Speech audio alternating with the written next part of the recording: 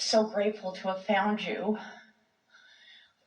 I was born already knowing how to connect with the universe, to a point that just now in the restroom, I remembered that when I was little, I grew up, I knew I would either be chosen as the captain or I would be chosen first, and it was never a question in my mind. And wanting so much to be up here to get over a problem, while I was in the restroom, I thought if you could do that when you were little, there's no reason you can't do it now. That was a good bridge, wasn't it? It was a good bridge. See what a fast manifestation that was? Yes. And earlier today, did you hear us talk about going more general? Stepping back into a more general place? So that's what you did. You stepped back into something that, sort of like the 80s, stepped back into something that felt good, and then you had a new point of attraction. Yes. Good. Yes. So in reflecting back to that and trying to get back to that part of me, so that I remember a distinct moment. But we want to clarify something briefly. You're not getting back to that part of you. You're remembering a time when that part of you was active and you're reactivating it again. You're not going back to anything ever. So there was a chunk of time of 32 years. Irrelevant, but all right. It's what derailed me. Irrelevant also. Okay, so I'm coming back on track. No, you're not, as long as you're talking about the 32 years of derailment. Correct. You're keeping them active and dragging them into the now. Correct, and that's the part that has so much momentum. Doesn't need to, though. How do I stop it? It's all right, but you keep the momentum alive by remembering it, by retelling it. Someone talked about this earlier, by using it as an excuse for where you are a little bit. Even though you don't want to, it keeps feeling like the relevant excuse. You don't stop it all at once, you stop it a little bit at a time. You just bridge gradually, but the best way is to just start fresh. Start fresh in this moment and in this moment and in this moment. What is so compelling about that derailment? Are you just so mad at yourself that you were derailed? Do you feel like you missed things and wasted time? Because there are a lot of people that have passed through 30 years, and none of the years that they've passed to are as dynamic as what's happening right now. But it doesn't mean that it wasn't of value. If it brings you to a place of strong wanting, it mattered, it was of value. It wasn't a derailment, it was a launching pad. You see what we're getting at? Because your desire is strong right now, strong because of that. That's a good thing, not a bad thing. So could you go with that instead of with that? What happened? You don't have to tell us. We just want you to think about it. What happened that was so emphatic that it makes you want to call it a derailment, and even more important, blame it? Why do you still want to blame it? I don't think I want to blame it, I want to get away from it.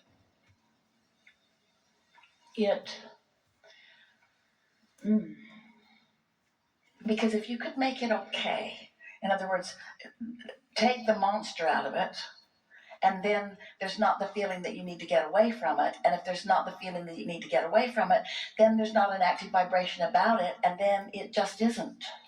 I think what it is that I started feeling like whatever I did manifest, or whatever I did, things just came to me, almost like the Midas touch, everything. But someone else took it.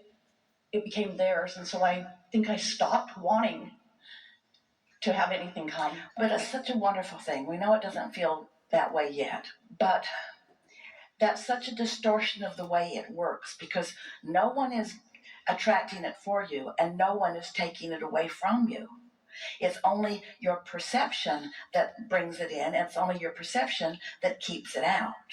That's why we called it a monster, something that you're blaming. But it's that attention to that. It's giving power to something that doesn't deserve the power, that's keeping you from your own power.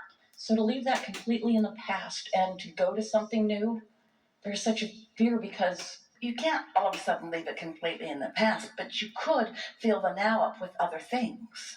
It's like Esther with her furniture, which seems like a ridiculously simplistic comparison. But if you are attracting the new, then it's easier to let go of the old. But if you're dragging the old around with you, then there's no place for the new.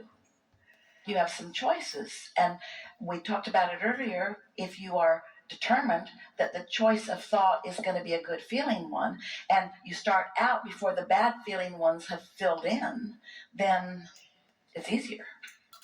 Imagine having a colorful palette, and let's call it liquids, and a lot of depth in the colors.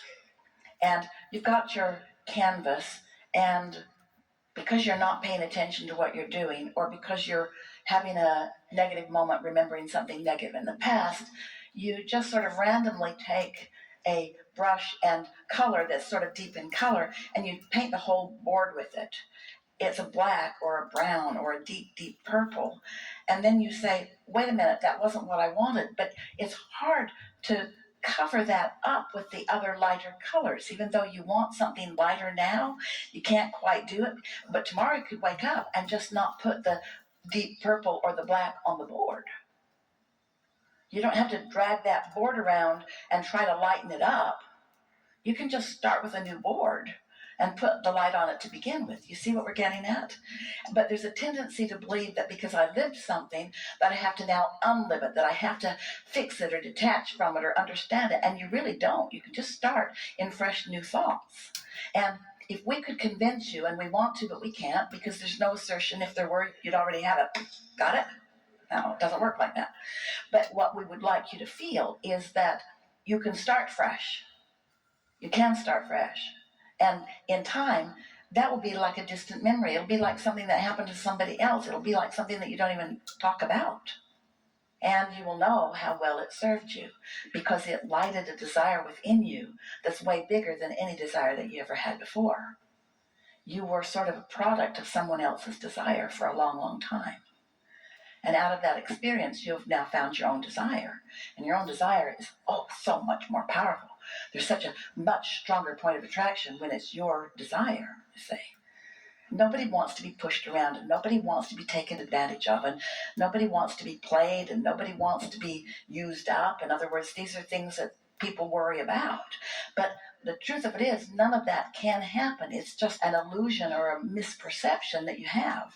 Because sometimes somebody who's sort of loud-mouthed and big gets in your face and tells you things that are so loud that you start to listen. And as you start to listen, then it starts to play out that way. But you don't have to listen just because someone's talking.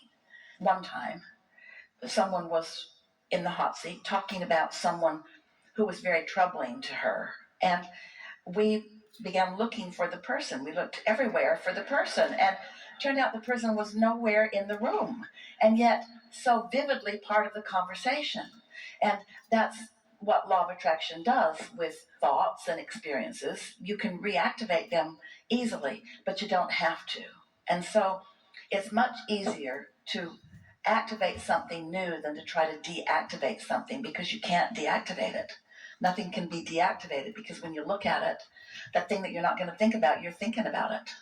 The more you don't want to think about it, the more you're thinking about that thing that you don't want to think about. And that thing that you don't want to think about takes on a life of its own, and then it feels like it's thinking you. It isn't. It's not thinking you. You're thinking it. But you want to find a fresh place, and that fresh place is after meditation. So I'm so used to fixing things, and I'm trying. So I have a mantra of never give up, and then listening to you, this was what resonated, was give up, just give up, just give up. Well, here's the thing. How do I do that when it doesn't fix itself? We want to tell you something that is a misperception. Do not give up on your desires for this reason. You can't. Because you put it in the vortex, and you've got source energy all over it.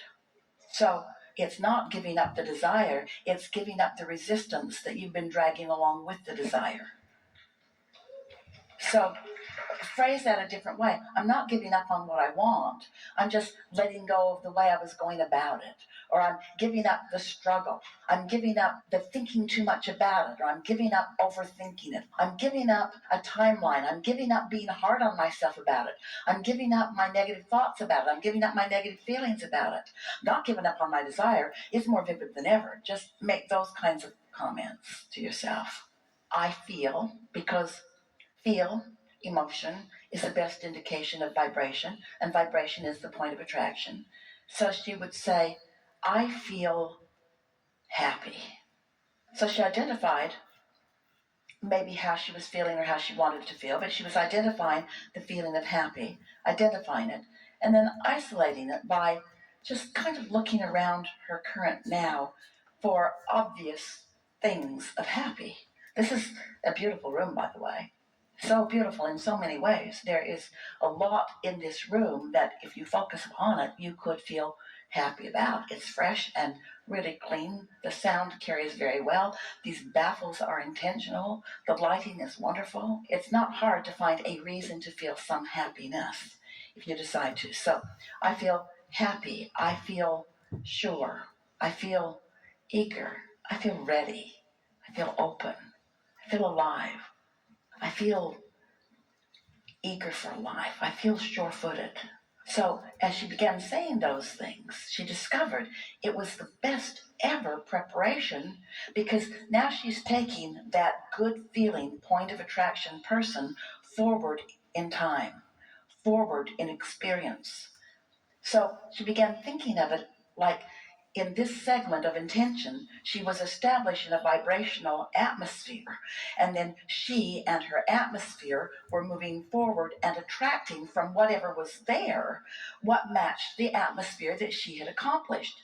Not telling that person that they needed to be nice to her. Not nice people were irrelevant to her atmosphere.